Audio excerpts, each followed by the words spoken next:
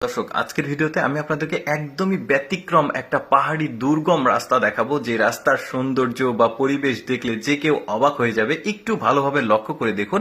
এখানে একটা পাহাড়ি চিকন নদী, দুই পাশে সুউচ্চ উঁচু উঁচু পাহাড়, আর পাহাড়ের ঠিক মাঝখানে একটা চিকন নদী আছে। তার ডান সাইড দিয়ে এই কংক্রিটের রাস্তাটা তৈরি করা হয়েছে। দেখুন কতটা পরিকল্পনা মাফিক এই রাস্তাটা তৈরি করা হয়েছে। কোথায় এটার লোকেশন একটু পরে আমি জানাচ্ছি।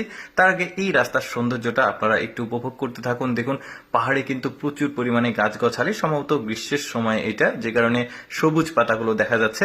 আর মূল ব্যাপারটা হচ্ছে যে এটা চায়নার একটা এলাকা, আর এই এলাকাতে ধরুন যে চায়নাতে তো পাহাড়ি অঞ্চল বেশি থাকে, তো একটা শহর একটা গ্রামের সাথে আরেকটা গ্রামের যে যোগাযোগ ব্যবস্থা সেটাকে ভালোভাবে কমপ্লিট করার জন্য এই ধরনের আসলে রাস্তাগুলো তারা নির্মাণ করে। এর আগেও কিন্তু আমি আপনাদেরকে অনেকগুলো চায়নার রাস্তাগুলো দেখিয়েছি। পাহাড়ের ঠিক ভাঁজ কেটে কেটে তারা সমুদ্রপৃষ্ঠ থেকে অনেকটা উঁচুতে পাহাড়ের মাঝখান দিয়ে ওরা রাস্তা করে। যেমন এইটা একটা দুর্গম রাস্তা বলা যেতে পারে। কারণটা হচ্ছে এই দেখুন, এই রাস্তাগুলোর কিন্তু কিছুটা প্রতিবন্ধকতা আছে। যেমন এই রাস্তাতে কিন্তু গভীর রাত্রেই সন্ধ্যার পরে এই ধরনের রাস্তাতে কিন্তু ড্রাইভ করা খুব একটা সুখকর বলে মনে হচ্ছে না। কারণ এই ধরনের রাস্তাতে খুব দুর্গম হয়, কে বা যাবে। আপনাকে যদি বলা হয় রাত্রে এই রাস্তাতে ড্রাইভ করুন, দুই পাশে উঁচু উঁচু পাহাড়, মানে জঙ্গল ঘেরা এলাকা, কে বা এই রাস্তা